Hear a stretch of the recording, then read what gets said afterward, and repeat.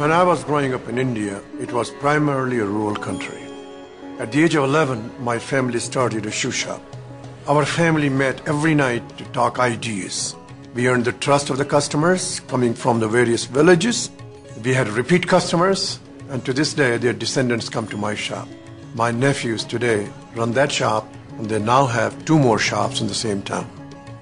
As I look back, having taught at Harvard, at Columbia, at Wharton, at Duke, at Northwestern, and having worked with some of the most famous CEOs in my life, I come to the real conclusion that I learned my first important lessons in business from that shoe shop. Those lessons are permanently etched in my DNA. I learned how important the simple concept of cash flow is. Without money coming in the door, we knew our business would fail. I discovered how keeping the cost of selling shoes low would yield higher profit margins. I saw that by moving the shoes out of the shop faster, with better velocity, more money could be made. I understood that by growing responsibly, both in size and market share, my family's shop could serve more customers with better care. In fact, we achieved dominant market share in 2 years.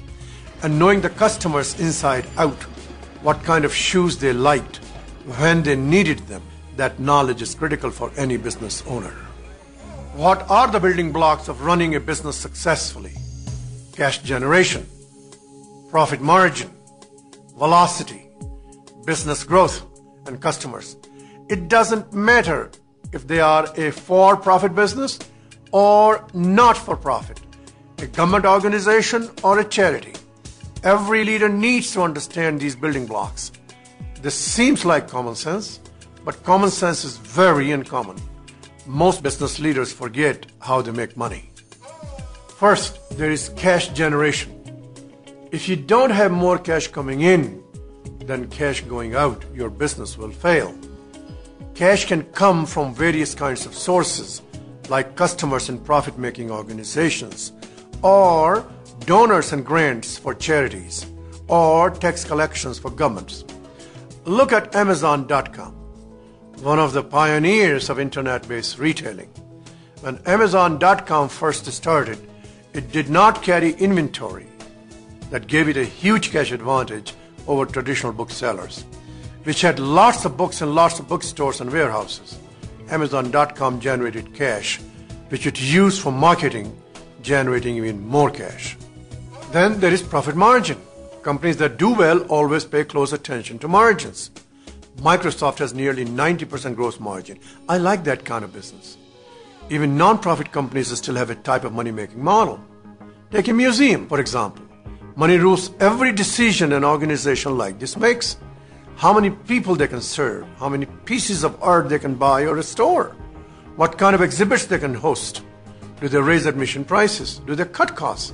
But non-profits pay attention to these factors. As if they were a profit business, they can use the money they can make to further their social purpose. Good. Fourth is growth. You should pursue growth in ways that support your money-making model. Can you grow revenue without growing profit? Yes, but it drains the lifeblood out of your business. For example, there was an entrepreneur who built a business installing beverage equipment at restaurants. He borrowed money to make the installations, and the margin on the ingredients he sold was so slim that it didn't even cover the interest payments on the borrowed money. And yet he was obsessed with growth. He grew the business quickly, but soon the outflow of cash outpaced the inflow of cash into the business, and the company went bankrupt.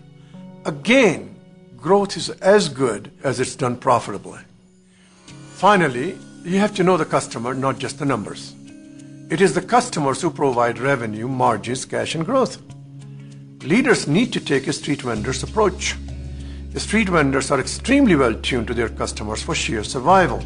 Simply by observing with a keen eye, their preferences change over time. No matter what your position is, you do affect your organization's money-making model. It's up to you whether you affect it positively or negatively.